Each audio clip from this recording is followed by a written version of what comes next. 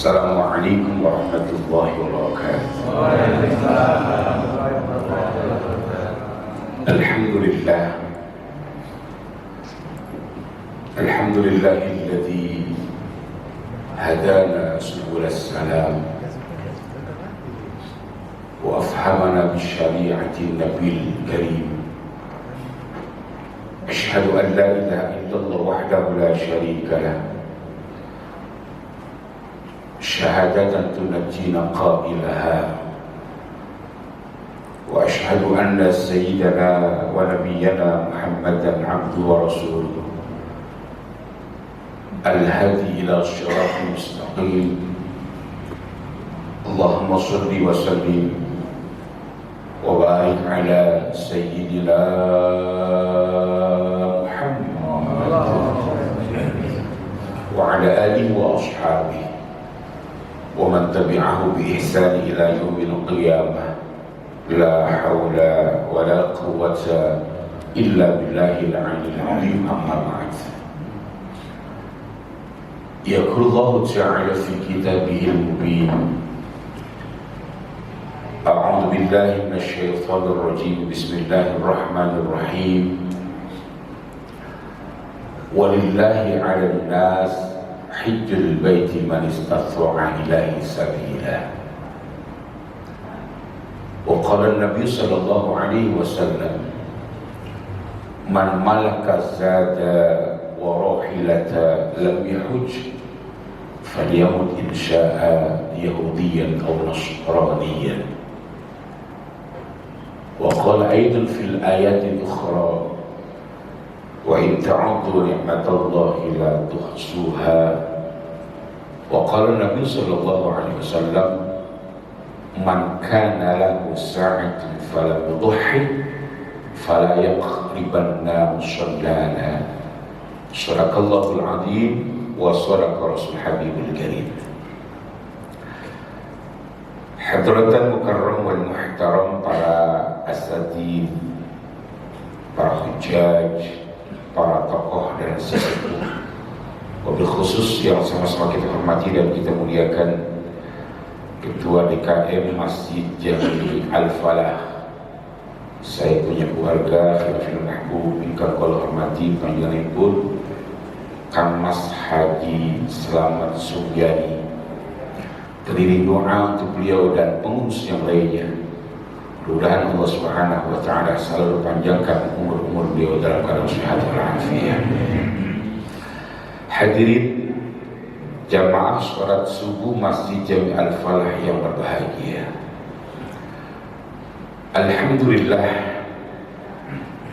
selalu kita bersyukur di hadapan Allah Subhanahu wa Ta'ala dengan berbagai macam nikmat yang telah Allah berikan pada kita. Di kesempatan hari yang penuh dengan kemuliaan, di tempat yang penuh dengan keberkahan, di waktu-waktu yang mustajabah, kita memanjatkan doa di hadapan Allah. Alhamdulillah, Allah perkenankan kita untuk duduk bersimpuh di masjid yang sangat kita cintai, di Masjid Jami Al-Falah, dalam rangka baru saja selesai melaksanakan salah satu kewajiban kita di hadapan Allah, sholat yang teramat berat dalam kehidupan kita yang namanya sholat subuh. Sekaligus di kesempatan hari Ahad ini, selepas kita melaksanakan sholat subuh, duduk bersimpuh kita, tidak pulang ke rumah dalam rangka melaksanakan rutinitas kegiatan kita ta'lim, maka kita berharap mudah-mudahan seluruh rangkaian ibadah yang telah kita jalankan, kita laksanakan, kita kerjakan dengan hati yang ikhlas, mudah-mudahan semuanya akan diterima dan dikabulkan oleh Allah Subhanahu wa Ta'ala. Salawat teriring salam semoga selalu tercurah limpahkan kehadiran iman kita Nabi Agung Nabi besar Muhammad sallallahu alaihi wasallam. Hadirin, pagi hari ini seperti yang disampaikan oleh Ketua DKM, tanpa terasa kita sudah berada tepatnya di tanggal 9 Dzulhijjah 1445 Hijriah. Bulan di antara bulan-bulan yang dimuliakan oleh Allah Subhanahu wa taala. Allah Azza wa Jalla menyampaikan dalam surat At-Taubah, Bismillahirrahmanirrahim, Inna iddatash syuhuri 'indallah 12 syahran fi kitabillah Yawma khalaqas samawati wal ardh minha arba'atun hurum. Bahasa terjemah bebasnya adalah sesungguhnya ketika Allah Subhanahu wa taala menciptakan dunia beserta isinya, menciptakan langit yang begitu indahnya, pun pula Allah Subhanahu wa taala telah menetapkan jumlah bilangan bulan di dunia ini yang jumlahnya 12 syahra, ada 12 bulan. 12 bulan yang dimaksud oleh Allah Azza wa Jalla adalah bulan-bulan Hijriyah. Yang belakangan ini berapa banyak di antara kita yang katanya cinta terhadap Islam, sayang terhadap Islam, tapi jujur dia tidak hafal runtutan bulan-bulan Islam. 12 bulan yang Allah tetapkan di muka bumi ini diawali bulan Muharram, diakhiri bulan Dzulhijjah. Minha arba'atun hurum, kata Allah. 12 bulan yang Allah tetapkan, yang pertama bulan Muharram, yang kedua bulan Syafar, yang kedua bulan Rabiul Awal, yang ketiga bulan Rabiul Akhir, yang keempat bulan Jumadil Awal, yang kelima bulan Jumadil Akhir, yang keenam bulan Rajab, yang ketujuh bulan Sya'ban, yang kesembilan bulan Ramadan, yang ke-10 bulan Syawal, yang ke-11 bulan Dzulqa'dah, dan hari ini kita sudah masuk tepatnya tanggal 9 di bulan Dzulhijjah. Minha arba'atun hurum, kata Allah. Di antara 12 bulan yang baru saja saya sampaikan, ada 4 bulan yang dimuliakan oleh Allah Subhanahu wa taala. Apa 4 bulan yang dimuliakan oleh Allah Subhanahu wa taala? Para ulama ahli tafsir sepakat semua. Baik tafsir yang dikarang oleh namanya kitab Ibnu Katsir, tafsir Jalalain, tafsir Al-Maraghi, tafsir yang lainnya. Bahkan mungkin tafsir yang dikarang oleh mantan Menteri Agama Republik Indonesia, Profesor Dr. Qori Shihab, namanya tafsir Al-Misbah, terdiri dari 15 jilid. Semua ulama sepakat di antara 4 bulan yang dimuliakan oleh Allah, kata ulama, salasat mutawaliyatun wal akhir baqiyatun, 3 bulan datangnya berturut-turut sementara 1 terpisah. Apa 3 bulan berturut-turut? Pertama bulan Dzulqa'dah, yang kedua bulan Dzulhijjah, yang ketiga bulan Muharram, dan yang keempat bulannya bulan Rajab. Hadirin, maka timbul pertanyaan, mengapa Allah Subhanahu wa taala memuliakan 4 bulan ini? Tentunya masing-masing bulan punya sir, punya rahasia. Karena hari ini kita berada di bulan Dzulhijjah. Ada apa? Ini bulan Dzulhijjah. Mengapa Allah Subhanahu wa taala memuliakan ini bulan Dzulhijjah? Di antara kemuliaan yang Allah berikan pada kita di bulan Dzulhijjah ini ada 2 momentum yang tidak pernah akan terlupakan dalam kehidupan manusia. Momentum apa? Ketika Allah Subhanahu wa taala perintahkan kepada kita untuk melaksanakan ibadah haji dan berkorban bagi mereka yang mampu. Hadirin, bicara tentang korban, bicara tentang haji, maka tidak pernah lepas dari 2 sosok manusia. Siapa gerangan? Yang pertama adalah beliau Nabi Allah Ibrahim dan putra tercintanya Nabi Allah Ismail alaihi wassalam. Perlahan tapi pasti kita akan mencoba menelaah mengapa Allah Subhanahu wa taala sampai memerintahkan Nabi Ibrahim untuk menyembelih putra tercintanya Ismail. Diceritakan dalam sejarah yang panjang, di saat Nabi Allah Ibrahim belum punya keluarga, dalam artian belum punya istri, Nabi Allah Ibrahim selalu berdoa di hadapan Allah seraya bermunajat dengan doa yang selalu kita baca, yang diajarkan oleh guru-guru kita. Apa untayan doanya? Rabbi habli minas sholihin. Beliau diberikan anugerah oleh Allah sebagai seorang peternak sukses. Beliau memiliki bukan hanya ratusan, tapi mungkin ratusan ribu hayawan domba, misalnya sapi, contohnya unta, umpamanya banyak. Bahkan dalam keterangan, saking banyaknya hewan korban atau hayawan yang diberikan oleh beliau Nabi Ibrahim untuk jaga itu hayawan. Kalau bahasa kita orang Keraji, buat ngamun ini hayawan ternaknya, bukan manusia, saking banyaknya. Mohon maaf, beliau punya untuk jaga ini hayawan ternak berupa anjing sebanyak 12.000 ekor anjing. Duh, kok Nabi melihara anjing? Lihat dulu manfaatnya buat apa. Dan yang kedua di zaman Nabi Ibrahim, terbayangkan oleh kita 12.000 anjing yang dimiliki oleh beliau, tugasnya untuk menjaga namun hayawan ternaknya. Nah kalau yang jagain 12.000, kira-kira yang dijagain kan tak mungkin kurang dari itu, pasti lebih daripada itu. Kalau satu anjing disuruh jaga 10 ekor, hitung dah banyak. Nah jadi ketika suatu hari dijelaskan yang sering disampaikan di momentum peringatan Hari Raya Idul Adha, suatu hari beliau berkorban al-fushad wa 300 baqa wa 100 laban. Beliau pernah menyembelih hayawan ternak yang dimiliki 1.000 ekor kambing, 300 ekor sapi, dan 100 ekor unta. Jadi kalau di antara kita baru berkorban 1 ekor sapi, itu pun ya, itu pun patungan rame-rame, belum seberapa. Ya, 1.000 ekor kambing, 300 ekor sapi, 100 ekor unta. Itu kalau dinominalkan rupiah sekarang, kalau Mas Haji Slamet yang bisa ngitung, karena dia pakar ngitung uang kan, yang pasti banyak. Yata'ajjabuna al-malaika wan nas, malaikat-malaikat dan para manusia ta'ajjub, heran. Kalau bahasa kita orang Betawi, gumun. Luar biasa. Tapi apa kata beliau?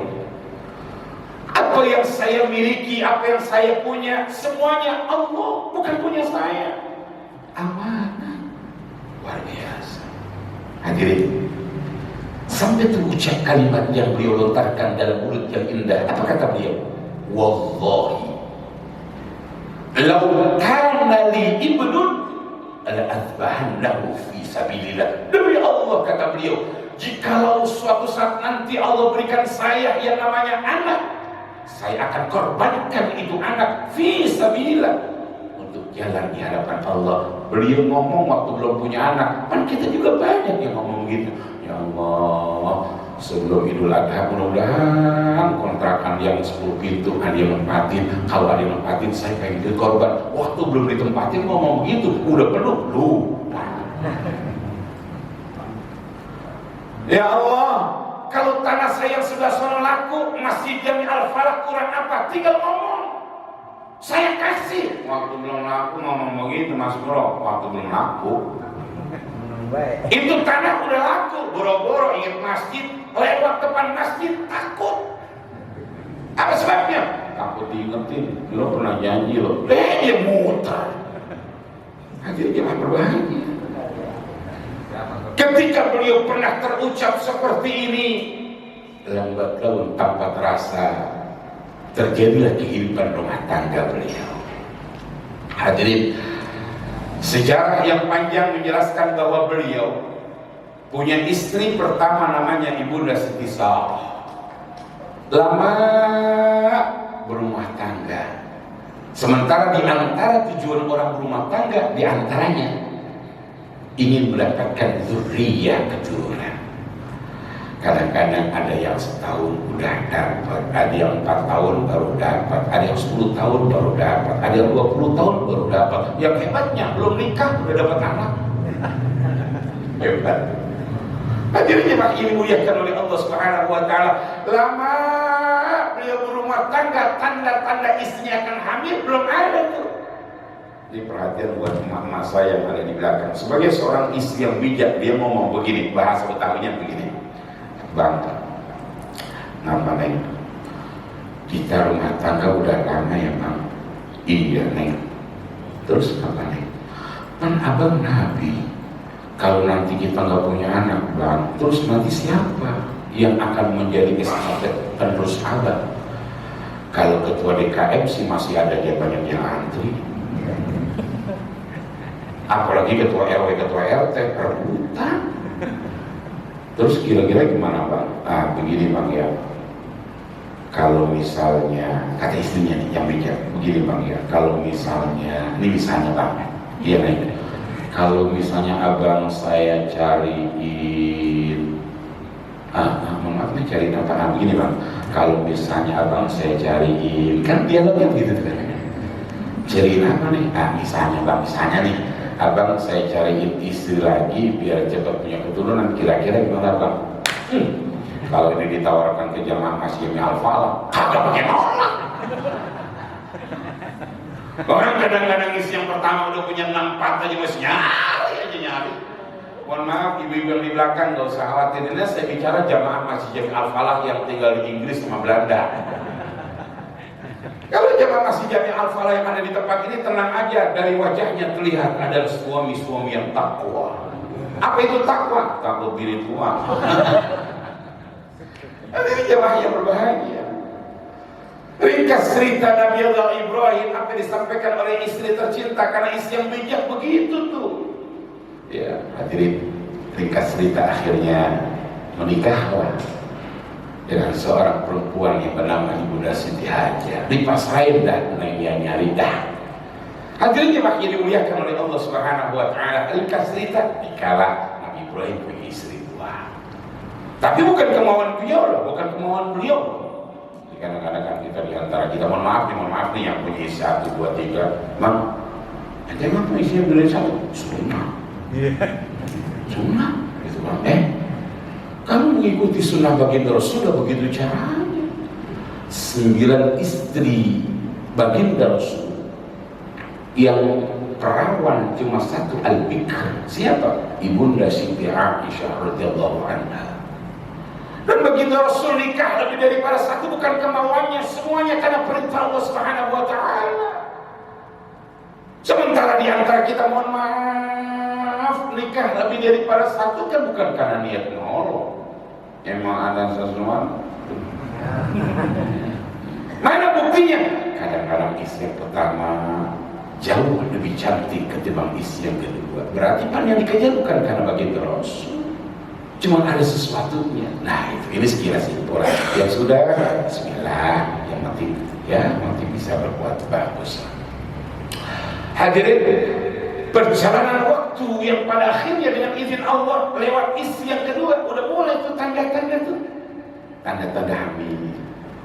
Ya, namanya perempuan walaupun awalnya ikhlas, ridho, tapi kalau ada rumah, ya, sementara lakinya cuma 1, istri 2, 1 rumah, mohon maaf Pak, ya namanya perempuan kan sifat cemburu ada, ya, jealousnya ada, lumrah manusiawi perempuan.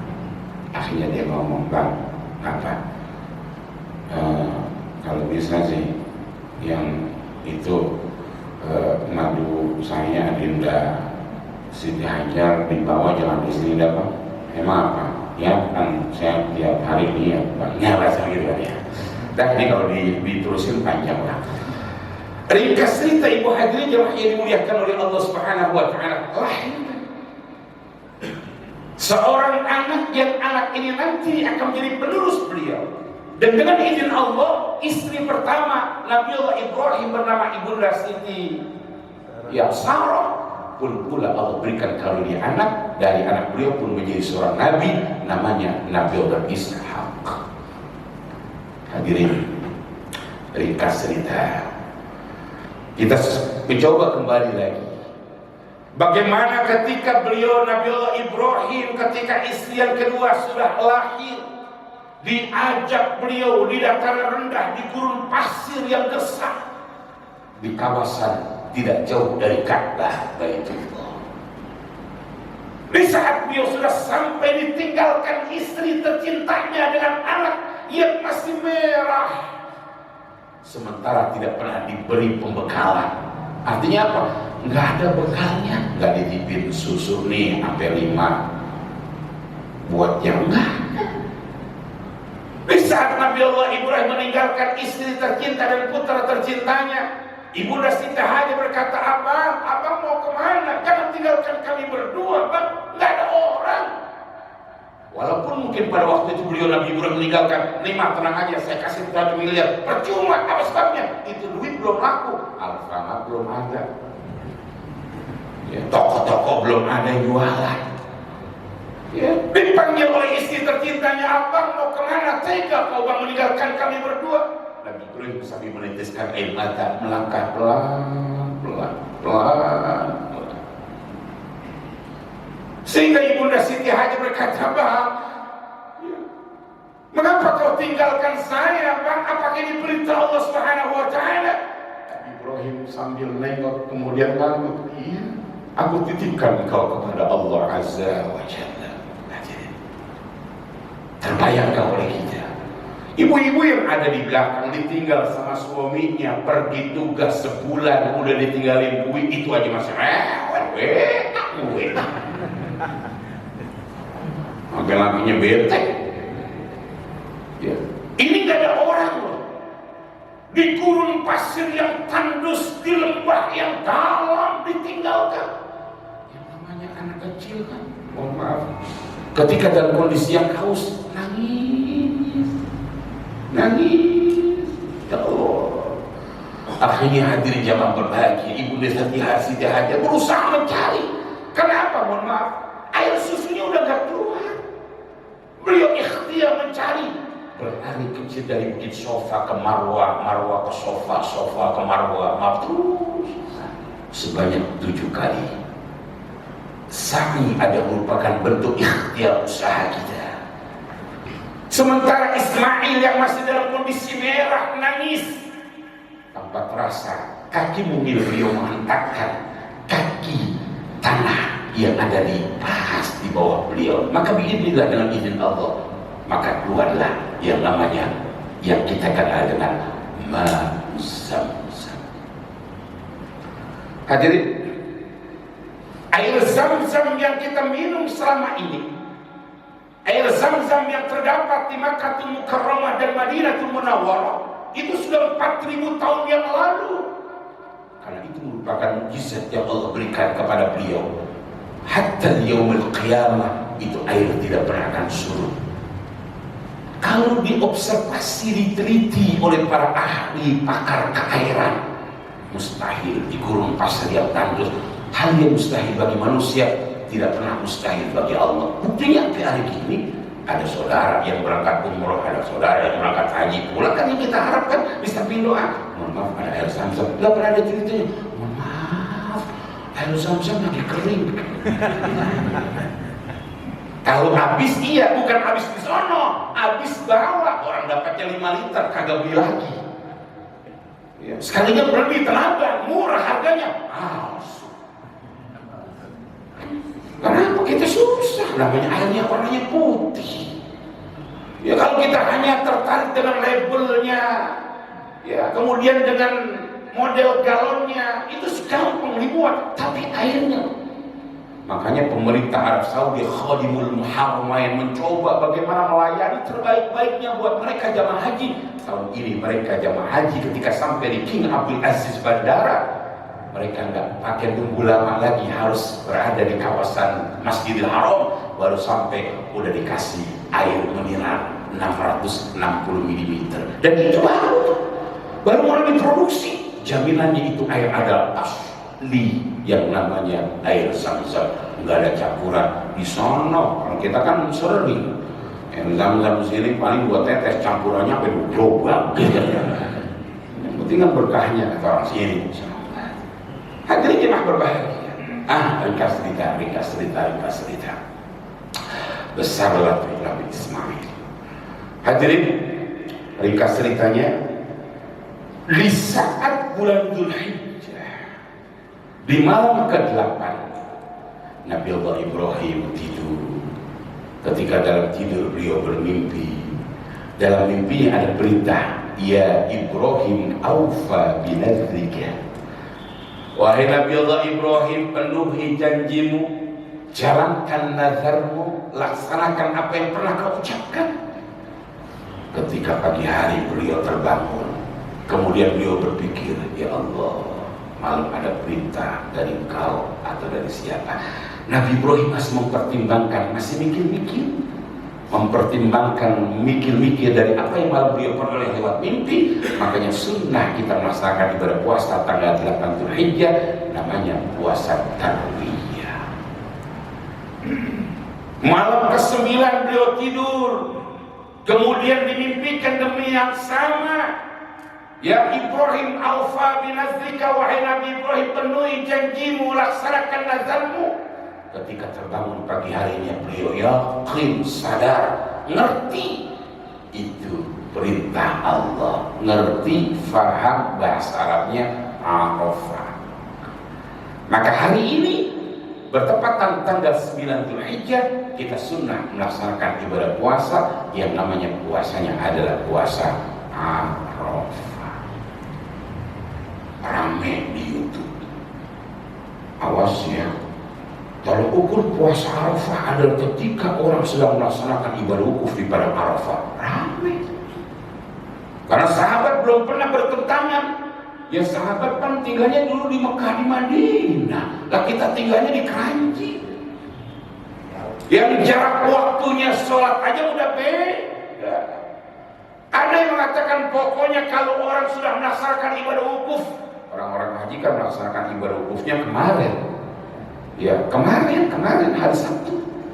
Berarti kalau hari ini hari Ahad, mereka sedang melaksanakan hari raya Idul Adha nanti. Karena sekarang kita baru jam 5 lewat 40 menit, di sono 4 jam ke belakang dulu. Ya. Apa kata mereka? Mohon maaf, ada yang bilang haram puasanya. Kenapa? Orang udah lebaran pakai puasa. Lalu di sono yang lebaran. Di sini. Bah, yang paling bijak, yang paling terbaik adalah di mana kita tinggal, di situ kita ikuti. Mengapa? Karena berdasarkan hasil ru'yatul hilal yang dilakukan oleh Kementerian Agama, 1 Dzulhijjah pada waktu itu jatuhnya sesuai dengan apa yang dilihat oleh mereka-mereka. Sehingga pada waktu itu tanggal 1 Dzulhijjah pada hari Sabtu, sementara di Mekah memutuskan pada hari Jumat. Beda. Ramai itu. Tapi yang parahnya lagi, ramai membicarakan tentang puasa Tarwiyah dan Arafah, nanya mana dalilnya, nanya hadisnya, nanya doang, puasanya kagak. Ini gimana ini? Kepada ibu bapak yang saya hormati, jamaah Masjid Jami Al-Falah, ayo dah biarin di sono lah. Yang penting seperti yang disampaikan oleh ketua DKM kita, ayo kapan lagi kita mau puasa? Kenapa? Saya, kamu Mas Haji Selamat dan orang-orang tua saya belum pernah akan tahu dan paham apakah Dzulhijjah tahun yang akan datang kita masih berjumpa dan bertemu. Bismillah. Ya, syukur orang-orang tua kita tanggal 1 udah puasa, tanggal 2 udah puasa, tanggal 3 udah puasa. Sampai hari ini. Ya kalau bahasa Betawi ampungan, kalau kemarin kagak, sekarang kagak juga. Ya, udah dah kalau hari ini banyak kondangan, entar kondangannya harus ngambil gajah. Ya, hadirin mah berbahaya, niatnya nawaitu shoma ghadin an adai ya shomi Arafah lillahi ta'ala. Susah pakai bahasa Arab. Bahasa Indonesia, ya Allah, saya niat puasa di hari Arafah karena Allah Subhanahu wa taala. Sah. Yang penting tadi pas adzan berkumandang belum ngeteh, belum ngopi, belum minum. Kalau tadi udah ngopi, ya belum berangkat, sempat makan pisang, masa roti, sekarang baru lihat kagak sah. Mengapa nggak sah? Udah nyarap. Kalau yang belum, bismillah. Mengapa kita niat sekarang? Pertama, emang lagi musim puasa. Yang kedua, biasanya kajian pulang makan. Hari ini nggak makan, perhatian. Hari ini nggak makan. Hari ini nggak makan. Jadi kalau nggak niat puasa, rugi pokoknya. Baik, kita aja. Hadirin, ketika di malam yang ke-10 bulan Dzulhijjah, beliau Nabi Allah Ibrahim ketika tidur masih dimimpikan dengan mimpi yang sama. Ya Ibrahim, aufa binadzrika, wahai Nabi Ibrahim, penuhi perintah Allah nih. Ya, ringkas cerita. Akhirnya beliau bilang tuh sama istrinya, Man, Iya Bang, tolong anak kita nih kasih baju yang bagus nih, dandan ini rapi. Emang mau diajak kemana Bang? Saya pengen ajak jalan-jalan. Oh baik Bang. Istri tercintanya mempersiapkan anaknya, setelah dimandikan, dikasih baju yang bagus, disisiri, dikasih minyak wangi. Nabi Ibrahim sibuk mempersiapkan tambang, pisau, golok, bendok. Ringkas cerita berangkat. Iblis laknatullah melihat Nabi Ibrahim dan putranya berangkat menjalankan tugas dari Allah. Bete. Muter-muter ini, brengsek. Pokoknya kata Iblis targetnya bagaimana harus gagal. Kayak kita mau berangkat ngaji, pakai gerimis lagi. Lah gerimis dari habis Isya. Ya Allah, berangkat. Emang dasaran pengajian hari Ahad bukan hari ini aja. Udah gitu lagi puasa, udah rapi. Kagak berangkat cuma gerimis doang. Saya ini awalnya berangkat ke sini. Dan jujur Pak, saya kalau ngisi kajian subuh memang rada bukan nggak mau. Kadang-kadang ya pertama bukan karena jauhnya, yang kedua kadang-kadang kan hampir setiap malam minggu ada jadwal tuh pulang udah malam. Kadang-kadang kalau kagak deket-deket banget, dekat-dekat yang punya masjid, yang jadi ketua masjid, rada ini karena yang punya keluarga saya aja. Kalau cuma saya berangkat bismillah. Nah, ini bukan karena cuannya, bukan. Ya, saya kalau minta subuh ada saya angkat tangan. Kenapa? Saya belum khawatir saya janji iya atau nggak datang, karena mungkin mau maaf kebablasan tidur gitu. Hanya karena jaga-jaga biar nggak kebablasan sampai kakak tidur. Ya Allah. Kecuali kalau Ramadan sih malam apa yang kita siap gitu kan. Cuma kalau gitu coba udah gerimis, kalau gerimis itu gede banget, sepi banget. Jadi yang hari ini kumpul di masjid jamaah Masjid Al-Falah yang mengikhlaskan hatinya duduk bersimpuh dan menguasai cuaca, memang kalau bahasa Arab udah kurang bersahabat karena gerimis, yakin pahalanya pasti besar ya. Keluar. Bagaimana cara menggagalkan iblis? Bolak-balik muter-muter dia cari strategi biar tergagalkan ini. Nabi Ibrahim bawa anaknya, namanya anaknya masih kecil kan. Entar ada di depan, entar di samping, entar di belakang, seneng. Nah, ikut jalan-jalannya, iya Pak, seneng. Anak kita kalau diajak jalan-jalan dulu, kira dulu. Udah bocah sekarang diajak jalan kagak mau. Apa sebabnya udah bete. Bahkan tahu anak-anak kita kalau dulu sih seneng. Pokoknya habis hari raya Idul Adha kita ke taman ini, senang. Kalau sekarang sudah bocah beda dah. Dikasih lihat di saat posisi Nabi Allah Ismail yang masih kecil ada di depan, tiba-tiba datang iblis menghampiri Nabi Ibrahim. Kata iblis gini, Ibrahim, ada apa? Ente tega ya? Itu anak yang ada di depan ente sedang cakep-cakepnya, sedang lucu-lucunya, kan ente udah lama minta baru dikasih. Ngapa ente pengen bunuh? Kata Nabi Ibrahim, saya hanya menjalankan perintah Allah. Gagal kan? Gak bisa. Iblis, datang lagi. Bininya berangkat ke rumahnya. Keluar. Siapa kamu? Gini Bu, saya cuma ngasih informasi. Ibu tahu nggak? Enggak. Karena memang belum saya kasih tahu. Ada apa? Anak ibu tadi diajak sama suami ibu, kalau bilangnya mau diajak jalan-jalan, bohong. Kok bohong?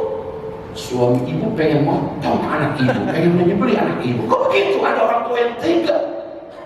Itu yang lintas, itu bukan makanan. Bisa tambah. Kata istri tercintanya, mengapa suami saya tega ingin membunuh anaknya? Apa kata iblis? Karena ingin menjalankan perintah Tuhannya. Apa kata istri tercinta beliau Nabi Ibrahim? Kalau memang itu perintah Allah, jangankan anak saya jiwa dan raga ikhlas buat kepentingan jalan Allah. Kata iblis, brengsek. Hadirin,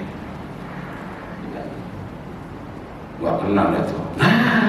Tinggal Nabi Ismail yang belum nih. Ketika posisi Ismail lagi ada di belakang orang tuanya, dibilangnya tang. Apa? Lu diajak jalan bohong. Kok bisa bohong? Coba Itu tas yang dibawa Bapak, itu isinya bukan ciki, bukan sosis, bukan makanan-makanan ringan. Lah, pisau, golok, bendok, tambah, ada apa? Lu pengen dibunuh? Kaget pakai bocah. Kenapa orang saya tega membunuh saya? Hanya dia menjalankan perintah Tuhannya. Apa kata Nabi Ismail yang kecil? Kali itu perintah Allah. Sami'na wa ata'na. Luar biasa. Coba bayangkan. Digoda gak bisa-bisa, diraih gak bisa-bisa. Anak kecil diraih, digoda, kesel juga. Kita ada anak kecil nih, kita godain, pegang pipinya, pegang jidatnya. Itu bocah kalau kesel-kesel. Nabi Ismail digodain, kesel. Diambil kerikil, dilemparkan percis anak mata sebelah kiri iblis laknatullah sampai dalam kondisi yang buta.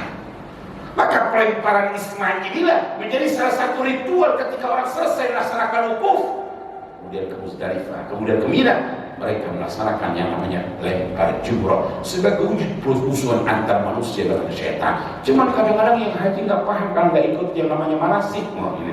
Ini setan. Gara-gara dia nih gua tinggal di dekat masjid Al-Falah, jarang jamaah, setan disanain. Ini gara-gara gua jarang ngaji dia gini. Kerikil yang udah dibawa, Bismillah Allahu Akbar, setan rasakan pembalasanku, dilempar sekuat tenaga dengan izin Allah. Tahu-tahu batu kan set kena dia dulu. Mengapa saya kembali ke saya nih? Ada suara tanpa lupa, sesama setan dilarang saling melempar. Hadirin yang berbahagia, udah selesai. Nah, ini ceritanya baru 2%. Maksudnya kalau belum selesai kita sambung Idul Adha tahun depan gitu maksudnya. Lagi dikit lagi. Sampai di satu tempat.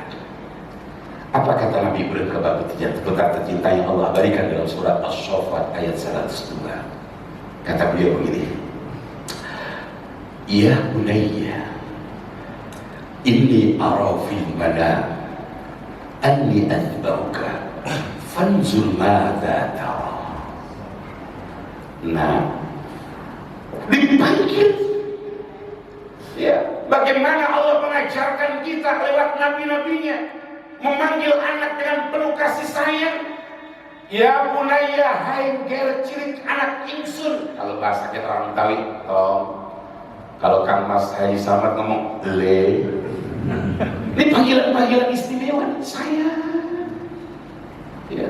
Nah, ada apa ya? Ini arafil manam. Ayah semalam mimpi. Mimpi apa ya? Andi athbauka. Ayah diberitakan buat menyembelih kamu, nah. Fanzur madza tara. Kira-kira pendapat kamu bagaimana, nah? Coba bayangkan. Nabi Ibrahim tidak mentang-mentang seorang nabi. Nah, saya orang tuamu nabi. Perintah Allah pengen membunuh kamu, jangan pakai bola. Mau? Nabi Ibrahim begitu, Pak. Ini pembelajaran buat kita sebagai orang tua, kudu bijak. Anak kita selesai sekolah SD, kita tanya, nah, habis SD mau kemana? Ke SMP. Jangan, pondok. Kalau ke pondok saya biayain, mau SMP, lu cari duit sendiri. Nggak boleh. Yang bijak. Kalau anak kita lulus SD pengen di pondok pesantren, jangan diperkenalkan pesantren setelah mau lulus. Dari kelas 1, kelas 2, deketin ke pondok-pondok pesantren, biar ada ikatan batin. Sehingga kalau udah ikatan batin, mau lulus, ditanya, nah mau kemana? Saya ke pesantren aja. Ya kelas 6 mau lulusan baru ditanyain kamu ke pesantren. Dia tahu kondisi pesantren. Pesantren yang kagak boleh main HP, yang kagak boleh lihat TV, yang jajannya terbatas, kagak. Maka orang yang bijak, orang tua yang bijak nggak begitu. Hadirin, ketika Nabi Allah Ibrahim menyampaikan hal ini kepada putra tercintanya, karena jauh sebelum beliau dilahirkan Nabi Ismail, Nabi Allah Ibrahim selalu berdoa di awal tadi saya sampaikan, Rabbi habli minas solihin, Rabbi habli minas solihin. Apa jawaban Ismail kepada ayahandanya? Ya abatif an ma tu'maru satajiduni insyaallah minas sabirin. Ayah, kalau memang itu perintah Allah, jalankan ya. Enggak usah ragu, usah khawatir. Insyaallah engkau mendapati saya termasuk orang-orang yang sabar.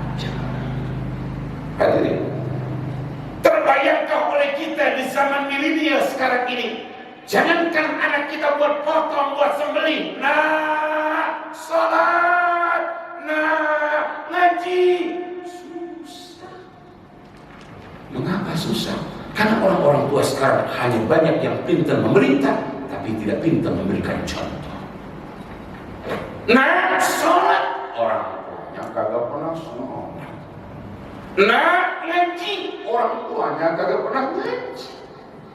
Bagaimana anak mau sholat ngaji? Tapi kalau orang tuanya sudah rajin sholatnya, orang tuanya sudah rajin ngajinya, punya anak kagak pakai disuruh, ngikut sebagaimana orang tuanya. Kalau orang tuanya rajin main gaplek, itu bocah juga main gaplek. Orang tuanya rajin main catur, orang tuanya juga rajin main catur. Semua tergantung contoh kehidupan orang tua. Saya lanjut ya. Ini kan kalau waktunya udah lewat ini Mas. Cuman karena yang undang saudara saya. Nah, ringkas saya yakin ini cerita udah sering disampaikan. Biar kita termemori lagi. Si anak Ismail yang dalam kondisi yang belum balik. Falamma balagha ma'usa, iya kan gitu kan. Di hadapan ayahanda tercinta Ismail yang masih belum dewasa, ada yang mengatakan usia 7 tahun, ada yang mengatakan 12 tahun, pokoknya standarnya yang 7 tahun lah. Sebelum dipotong nih anaknya request, minta kabar ayahanda, ayah, iya kan? Sebelum saya dipotong ada beberapa permintaan ayah. Oh iya, apa nak? Pertama, ini nanti baju dibuka ya. Loh mengapa? Kalau baju saya tetap dipakai, ntar kalau dipotong darahnya kena baju, saya khawatir pahala saya jadi kurang. Bocah pakai mesin. Yang kedua ya, ada apa nak?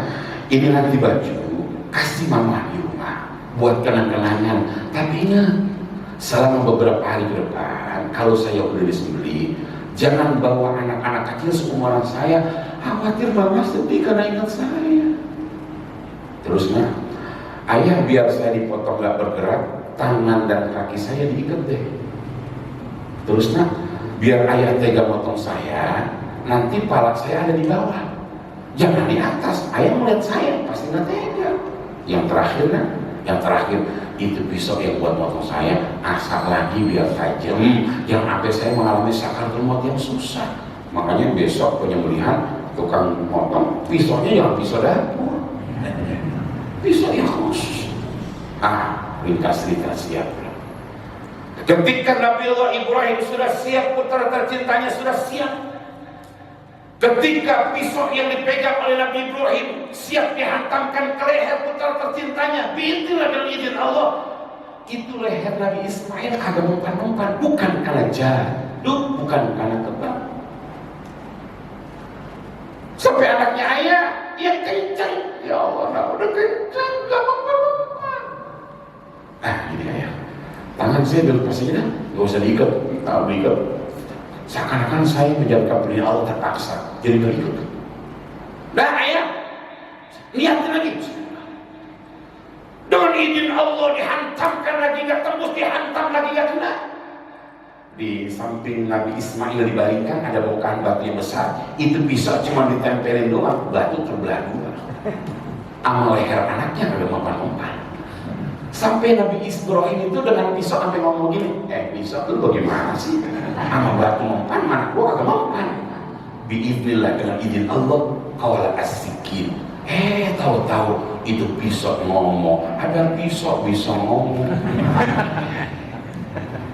Apa kata pisau? Ibrahim, aku diperintahkan oleh Allah, jangan pernah kau potong Ismail.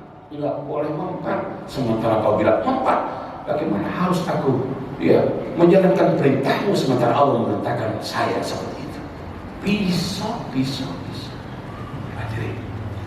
Untuk yang kesekian kalinya Nabi Ibrahim menyiapkan tenaganya ketika dihantamkan itu pisaunya ke leher.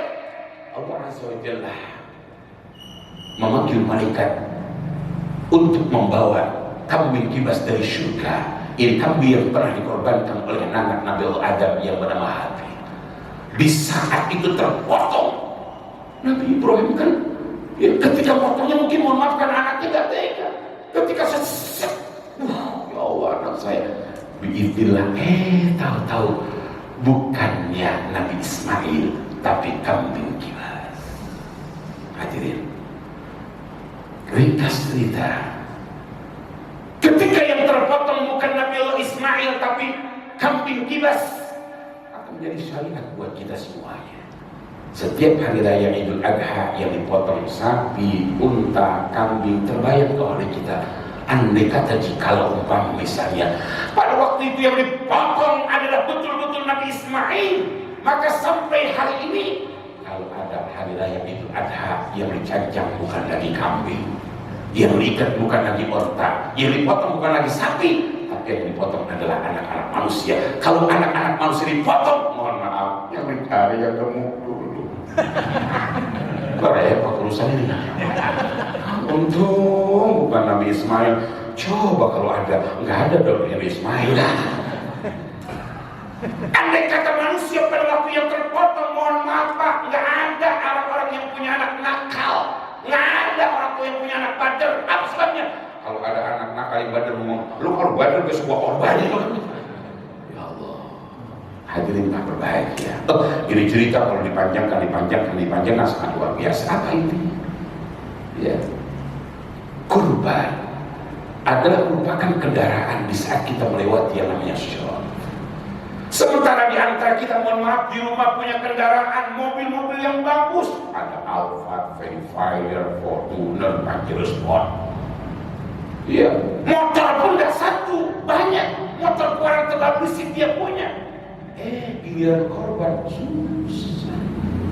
Padahal nanti di saat kita akan lewati syirat, bukan kendaraan-kendaraan yang sekarang kita pakai, tapi yang di antara manfaat kita berkorban adalah itu hewan korban menjadi kendaraan-kendaraan kita. Hadirin yang berbahagia, maka kata Rasulullah SAW, "Man kana lahu sa'atun falam yudhi, fala yaqribanna musallana. Man kana lahu sa'atun falam yudhi, falyamut in sya'a Yahudi atau Nasrani." Siapa saja di antara kita yang mampu buat berkorban, dia punya rezeki buat beli korban, tapi dia tidak beli dengan alasan, kan saya udah korban. Kapan? 10 tahun yang lalu. Udah kelamaan. Secara ekonomi dia mampu, tapi dia tidak berkorban. Kata Rasulullah, tinggal pilih. Pertama, jangan pernah dekati sesuatu. Yang kedua, mati dalam kondisi Yahudi atau Nasrani. Na'udzubillah thumma na'udzubillah. Nah, hadirin jemaah masih jadi al-falah, beruntung, bersyukur karena Allah perkenankan kepada kita untuk berkorban. Yang belum, masih ada waktu. 10 Dzulhijjah, 11 Dzulhijjah, 12 Dzulhijjah, 13 Dzulhijjah. Ini ingetin, ya Allah, pas tanggal 12 ada rezeki, lapor sama ketua DKI. Bismillah. Apa sebabnya? Karena korban itu dibatasin waktunya cuma 4 hari. Makanya karena dibatasin, setiap selesai sholat imam assalamualaikum, assalamualaikum, dari mulai entar malam nih habis maghrib. Dengan cara apa? Allahu Akbar, Allahu Akbar, Allahu Akbar, la ilaha illallah, Allahu Akbar, Allahu Akbar, walillahil hamd. Setiap sholat selesai baca. Apa tujuannya? Ingetin yang belum ada rezeki, berkorban masih terlambat. Sampai kapan? Sampai di penghujung ayat tasyrik. Ini kadang-kadang kita beda. Idul Fitri takbir sampai seminggu. Udah salah. Idul Adha itu yang ada dasarnya. Kita berharap mudah-mudahan dengan kita duduk bersikup di tempat ini, kalau Nabi Ibrahim bisa dan mampu mengorbankan anaknya, bagaimana dengan kita? Apakah kita bisa mengorbankan jiwa, raga kita, mengorbankan waktu kita, tenaga kita, pikiran kita untuk kepentingan di jalan Allah? Kita berharap mudah-mudahan bukan hanya di Masjid Jami Al-Falah Allah kumpulkan kita, yang terpenting suatu saat nanti Allah kumpulkan kita semuanya di dalam surganya Allah Subhanahu wa taala. Hadirin, ini mungkin kajian tentang indahnya berkorban. Belum kita bicara tentang haji dan sebagainya karena keterbatasan waktu. Saya berharap mudah-mudahan walaupun banyak tapi ada manfaatnya. Selanjutnya saya